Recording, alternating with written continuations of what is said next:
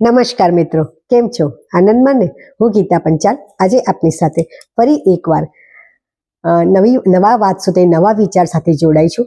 મિત્રો, આજે આપણે સ્વજાગૃતતા કેળવવા વિશેની વાત કરીએ છીએ. આ પહેલા અગાઉ મેં સ્વજાગૃતતા વિશે એક વિડીયો મૂક્યો છે. જો કદાચ આપણે ન જોયો હોય તો આપણે જોઈ શકતો, એટલે આપણને ખ્યાલ આવે અને આપણે એની લિંકમાં આગળ વધી શકીએ. મિત્રો, કોઈ પણ વસ્તુ આદત કેળવવી હોય, કોઈ પણ વાત જાણવી હોય, શીખવી હોય તો એના માટે એક પદ્ધતિ હોય છે અને એ પદ્ધતિ આપને હું આજે શીખવાડી રહી છું. મેં પહેલાં અગાઉ પણ મારા વિડીયોમાં વાત કરેલી હતી કે હું કોઈ પણ વાત ખાલી સારી વાત કહી અને હું છોડી નહીં દઉં, પણ હું એને કેમ કરાય, એના પર કામ કેમ કરાય એની હું પદ્ધતિ આપણે શીખવાડીશ. તો મિત્રો, આજે આપણે સ્વજાગૃતતા કેળવવા માટેનું પહેલું પગલું જાણીશું. સ્વજાગૃતતા કેળવીએ છીએ ત્યારે આપણને ઘણા બધા ફાયદા થાય છે અને એનું આજે પહેલું પગલું જાણીશું. એના પહેલા પગલામાં આપણે 3 રીત સમજીશું કે કઈ 3 રીતથી આપણે પહેલું પગલું ઉપાડી શકીએ છીએ. તો પહેલી વાત છે કે સેલ્ફ ટોક, એટલે કે સેલ્ફ સ્પીકિંગ, સ્વસંવાદ, પોતાની જાત સાથે વાત કરવી. મિત્રો, જ્યારે આપણે પોતાની જાત સાથે વાત કરીએ છીએ ત્યારે આપણને સમજાય છે કે આપણી અંદર કેટલી સકારાત્મક વાતો છે અને કેટલી નકારાત્મક વાતો છે. જેમ કે આપણે આખો દિવસ વિચાર કરતા હોય છે, કોઈ પણ એક વાત હોય, વસ્તુ હોય, કોઈ પણ વ્યક્તિ હોય, એના વિશે આપણે વિચાર કરીએ તો આપણા મનમાં કેવા વિચાર આવે છે, કેવા ભાવ આવે છે અને આપણે શું વિચારીએ છીએ એના માટે, તો એને સેલ્ફ ટોક કહી શકાય છે. જ્યારે કે સ્વચિંતન, જ્યારે આપણે પોતાની જાત વિશે વિચાર કરીએ છીએ કે આજે હું ક્યાં છું, મારે શું કરવું છે અને હું અહીંયા કેમ આ કરવા માંગુ છું, ત્યારે આપણને વિચારો જે મનમાં આવે છે એને આપણે સેલ્ફ ટોક કહી શકીએ છીએ. મિત્રો, કોઈ પણ કામ આપણે કરવું હોય તો દિવસના 1 કલાકમાં આપણે આ કામ કરી શકીએ છીએ. કોઈ પણ આ કામ કરવા માટે દિવસનો કોઈ પણ 1 કલાક પસંદ કરવો અને જ્યારે આપણે આપણી જાત સાથે શાંતિથી બેસી અને એને પ્રશ્નો પૂછી શકીએ અને આપણું મગજ આપણને જવાબ આપે છે. ધારો કે મારે કોઈ કામ કરવું છે, આ વિડીયો બનાવવો છે, તો હું મારા વિચારું છું કે હું આ વિડીયો કેવી રીતે બનાવીશ, એમાં હું કયું કન્ટેન્ટ નાખીશ અને હું શું વાત કરીશ.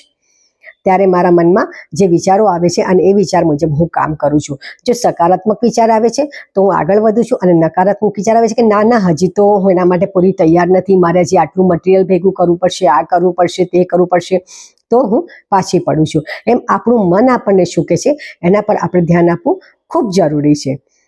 તો આને સેલ્ફ ટોક કહી શકાય. કોઈ પણ કામ વિશે તમારું મન જ્યારે જે વિચારતું હોય એને તમે સેલ્ફ ટોક કહી શકો અને તમે નોંધી લો કે હું મારા મગજમાં કોઈ પણ કાર્ય માટે આવા વિચાર આવે છે, સારા વિચાર આવે છે કે ખોટા વિચાર આવે છે, અને ધીમે ધીમે આપણે એને બદલી શકીએ છીએ. જો આપણે ધ્યાન આપીએ તો આપણે વસ્તુને બદલી શકીએ છીએ. ધારો કે જેમ કે ક્યાંક કચરો આવ્યો હોય ઘરમાં અને આપણું ધ્યાન પડે તો આપણે એને કચરો વાળીને સાફ કરી નાખીએ છીએ.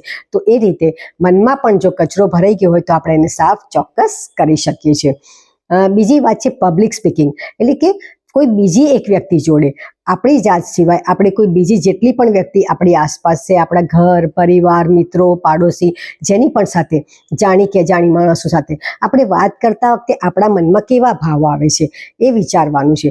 જો મારા મનમાં એના માટે સારા ભાવ આવે છે કે ખોટા ભાવ આવે છે, આપણે કોઈ પણ એક વ્યક્તિ વિશે ઘણીવાર વાત કરતા હોઈએ તો આપણે એના મનમાં જે આપણે ધારણા બાંધી હોય એ હિસાબે આપણે વાત કરતા હોઈએ છીએ, તો આપણે એને બદલી શકીએ છીએ. જો મને ખ્યાલ આવે કે ના મારે ખરેખર આવી રીતે વાત નથી કરવા જોઈએ, તો હું ચોક્કસ મારી જાતને બદલી શકું છું અને મારા સંવાદને પણ બદલી શકું છું. અને મને ખ્યાલ આવે છે કે હું આ માણસ જોડે કેવી રીતે વાત કરી રહી છું. મિત્રો, મેં ઘણી વાર જોયું છે કે ઘણા માણસો મળે ને ત્યારે હંમેશા પોતાની માંદગીની કે તકલીફની જ વાત કર્યા કરતા હોય. તો એ લોકો જ્યારે આપણે વાત કરીએ તો આપણે પણ એ વાતોમાં ખેંચાઈ જઈએ છીએ અને આપણે પણ એ રીતે વાત કરવા માંડીએ છીએ કે હા, અત્યારે તો બધે માંદગી ચાલી રહી છે કે બધે તંગી ચાલી રહી છે, એવી વાત કરીએ છીએ. પણ મને ખબર પડી જાય છે કે હું જ્યારે મારી જાતને સમજવા માંડું છું અને મારી અંદર સ્વજાગૃતતા કેળવાય છે ત્યારે હું જાણી લઉં છું કે આ વાત તો મારા નુકસાનની છે અને મારે આવી નકારાત્મક વાતો કરી અને મારા મેમરીમાં નકારાત્મક સ્ટોરેજ મારે ભરવું નથી. તો શું કરીશું? એને કહીશું કે બેન, જો તમે ધ્યાન આપો તો તમે તમારા શરીરને સંભાળી શકો છો અને તમે ધ્યાન રાખી શકો છો. અને પૈસાનું તો એવું છે કે કામ કરીએ એટલું આપણને વળતર મળે છે, તો એના માટે આપણે બહુ ચિંતા ના કરવી અને આપણું ફોકસ ખાલી આપણા કામ પ્રત્યે આપણે ધરવું. તો એવી રીતે કહીને પણ આપણે વાતને બદલી શકીએ છીએ. તો આ રીતે આપણે આપણી જાતને સકારાત્મક વાત કરવાની ટેવ પાડી શકીએ છીએ. ત્રીજી વસ્તુ છે લિસનિંગ. લિસનિંગ એટલે કે ધ્યાનપૂર્વક સાંભળવું. ઇંગ્લિશમાં બે શબ્દો છે, એક હિયરિંગ અને એક લિસનિંગ. હિયરિંગ એટલે કે આપણે સાંભળીએ છીએ ખાલી ફક્ત, અને અત્યારે જ્યારે કોઈ આપણને વર્તમાનમાં ઘણીવાર આપણે જાગૃત મન જોડે વાત કરતા હોય, કોઈની જોડે કોઈ આપણને મળે, કેમ છો, મજામાં, શું કરો છો, બહાર જાઉં છું, આવી બધી જ્યારે વાત કરીએ છીએ ત્યારે આપણે ફક્ત સાંભળીએ છીએ, એને બહુ મનમાં લેતા નથી. અને લિસનિંગ એટલે કે ધ્યાનપૂર્વક સાંભળીએ. જ્યારે કોઈ વાત આપણને કોઈ સમજાવી રહ્યું હોય, કહી રહ્યું આપણા ફાયદાની હોય, તો આપણે એને ધ્યાનપૂર્વક સાંભળતા હોઈએ છીએ, ત્યારે એને લિસનિંગ કહેવાય છે. મિત્રો, આ સ્કિલ ડેવલપ કરવી ખૂબ જ જરૂરી છે.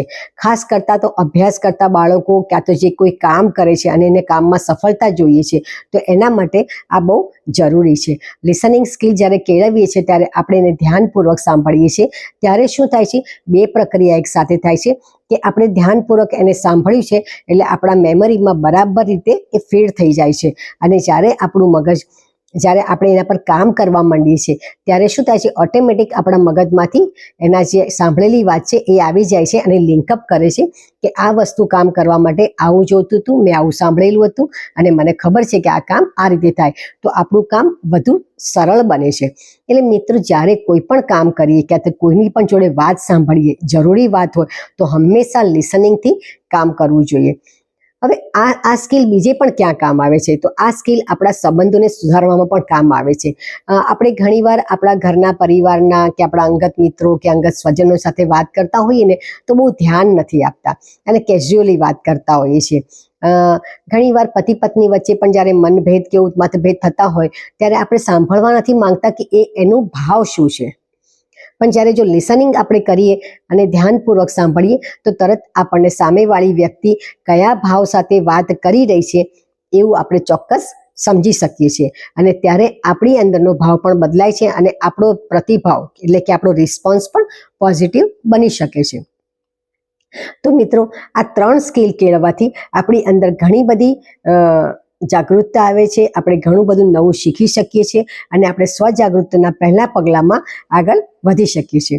મિત્રો, સ્વજાગૃતતા કેળવવી એ ખૂબ જ જરૂરી છે અને આના વિશે હું આપને આગળ વધુ વાત કરતી રહીશ. આપણે ધીમે ધીમે એક એક સ્કિલ શીખતા જઈશું અને પોતાની જાત સાથે આપણે સ્વજાગૃતતા કેળવતા જઈશું અને આપણે જીવનમાં આગળ વધતા જઈશું. તો મિત્રો, મારી એક જ ઈચ્છા છે કે સૌ સારી રીતે, સુખી રીતે, આનંદથી જીવે.